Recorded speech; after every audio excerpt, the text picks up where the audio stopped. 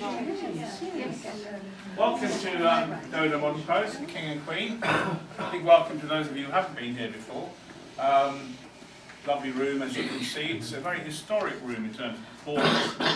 They still do run a folk night here, but back in 1962, somebody called Mark McCarthy was running his regular night, and a young man with an American accent walked in, just paid for his ticket and sat at the back, and McCarthy recognised this man as up-and-coming young singer called Bob Dylan. Wow.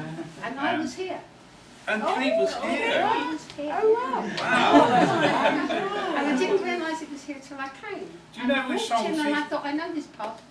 It's a long time ago, so it took me a minute. And then Can I go on to say, Kate, that he sung 3 songs that night? He was that's right, persuaded. we didn't know who he was, we'd never heard of him. Do you remember what the songs were? Were they any good? Thought you might He get was very good. I remember us thinking he was very good.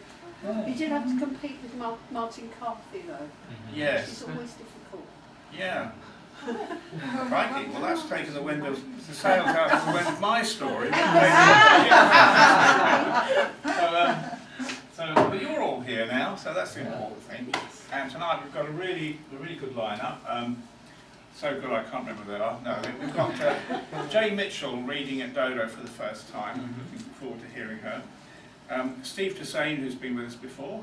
Isabel Bermudez, who's also been with us before and has a new book just out. And Steve, as we'll hear later on, has got a book coming out also, I think, next week. So there's lots of stories to tell from the featured poets. Well, we're going to start with some open mic verses. If you haven't been to this venue before, by the way, I should say, just for comfort reasons, there is a loo on this floor. You don't have to go all the way down these rickety stairs. Bar is open. And there will be an interval after you've heard the first sets from the featured poets, as well as some of the open mic poets. So we're going to start tonight. Big welcome to a woman who's just been telling us about Bob Dylan being here, Kate B. Hall. Well, welcome back to the King and Queen after all this time. Okay, this is, I think it's a coming of age poem, I'm not quite sure really. It's called Jellyfish. It disintegrated as I picked it up, sliding through my fingers, soft as its name, almost set, not cold exactly, more tepid. My toes recoiled too late from the mess, mush oozing between. I should have left it where it was, pulsating in gloom, but I was curious. Too young for sensitivity, stung by the reality, yet excited by my fear. Bravado overcoming reticence. And in that unprecedented moment, everything changed. This might not make any sense at all to the younger people among you, or it might do actually. It's called Our War. This was our war, even though we couldn't remember it. Our city was in ruins, punctuated by bomb sites, smelling of brick rubble, burnt paint, and occasionally worse.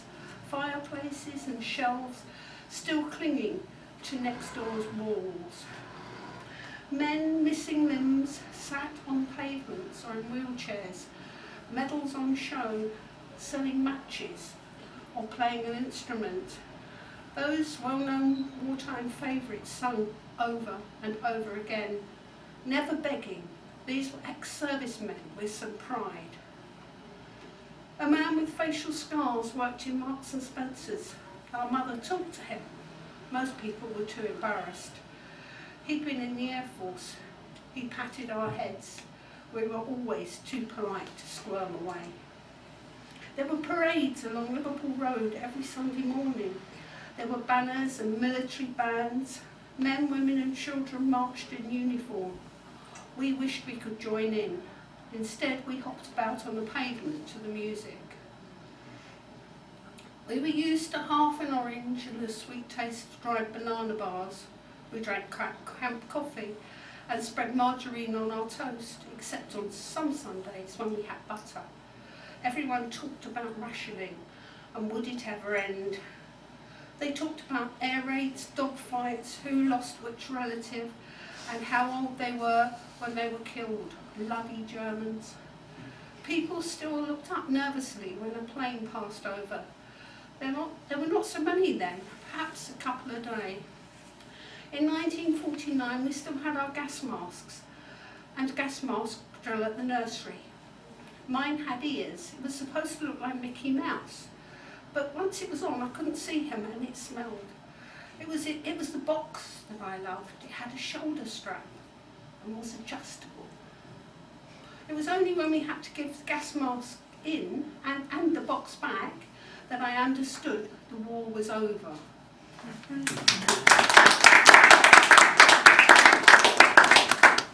Thank you, Kate B. Hall. So we'd like to move on, please, and ask Anne Stewart to read next.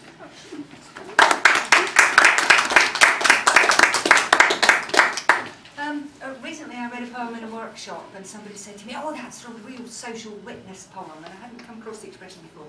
So I can read two social witness poems. The first one is when I used to bomb about London, when I used to work up here, kind of work hard, play hard kind of thing. And this would often happen. It's called The Meeting of Generous Seeming Men. They amaze me. Out of nowhere they step into step, link arms sometimes. I shake them off. What do they want? They keep their distance then.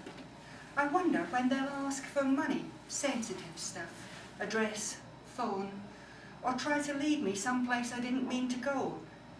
Even when they don't, I know I ought to know there's something seriously wrong. But then we talk, just talk, en route to station, train. For instance, Kader, who misses home. He has a sister there.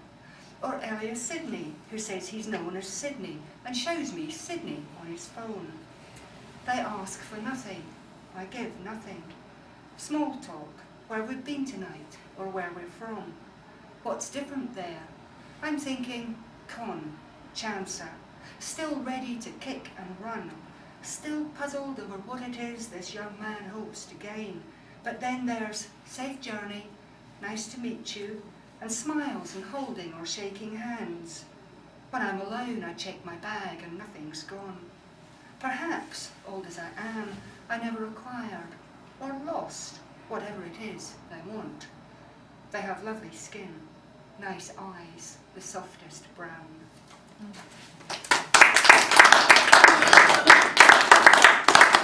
And this one's a high line.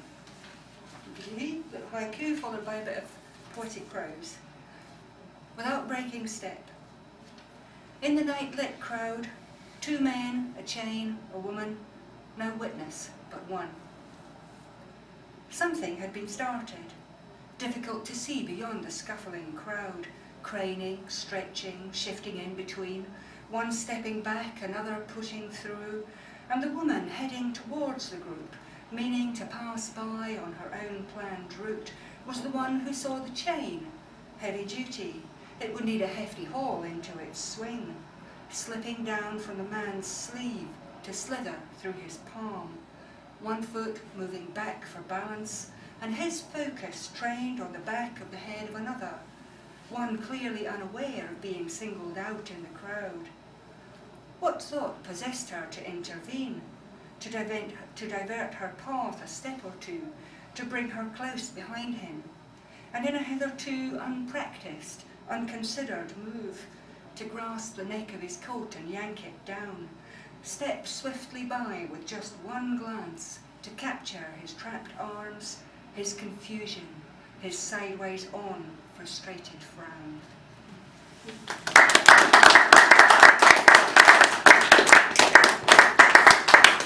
Thank you, Anne Stewart.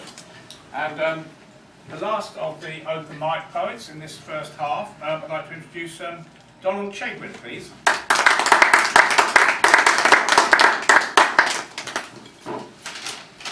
Okay, the royal family's been much in the news this week, so I thought I'd do my royal family poem.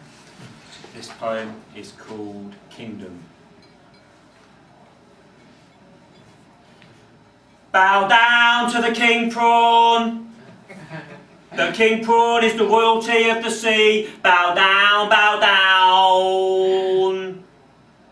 plankton are the subjects of the king prawn, and they bow down, they bow down. The king prawn invites carefully selected plankton to his palace for a feast, and the king prawn eats the carefully selected plankton's hands and feet. Their death's honourable. Bow down, bow down.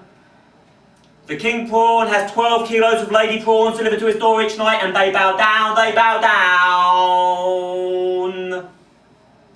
The king prawn wears pearl-encrusted shell suits. The king prawn has daily caviar baths. The king prawn has 89 meals a day while the king prawn subjects starve. But bow down, don't forget to bow down.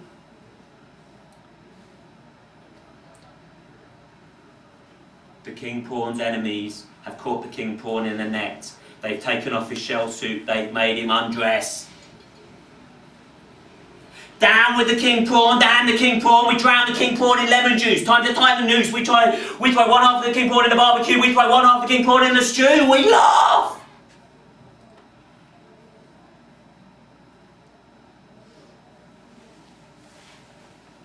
Now there's a new king prawn.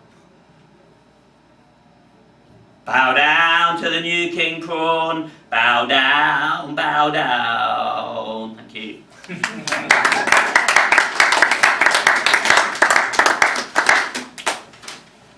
Okay, this poem is about eggs, and it's called Egg City Blues. 4 million eggs were poached in the city today. 4 million eggs poached and 6 million prepped in other ways.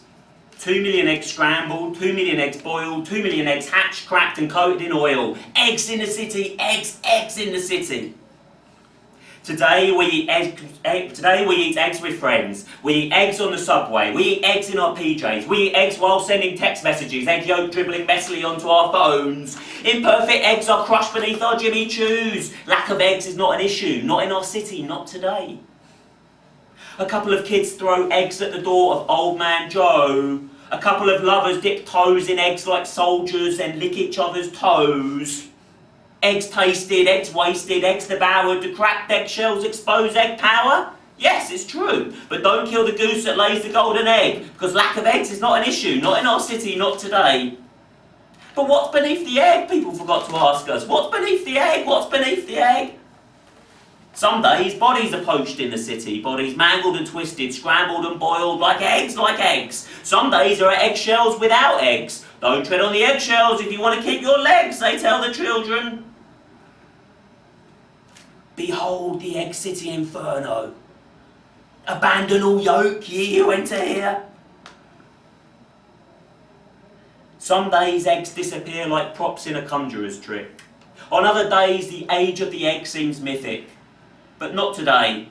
Today we enjoy eggs in the city. Eggs poached, scrambled and coated in oil. Thank you.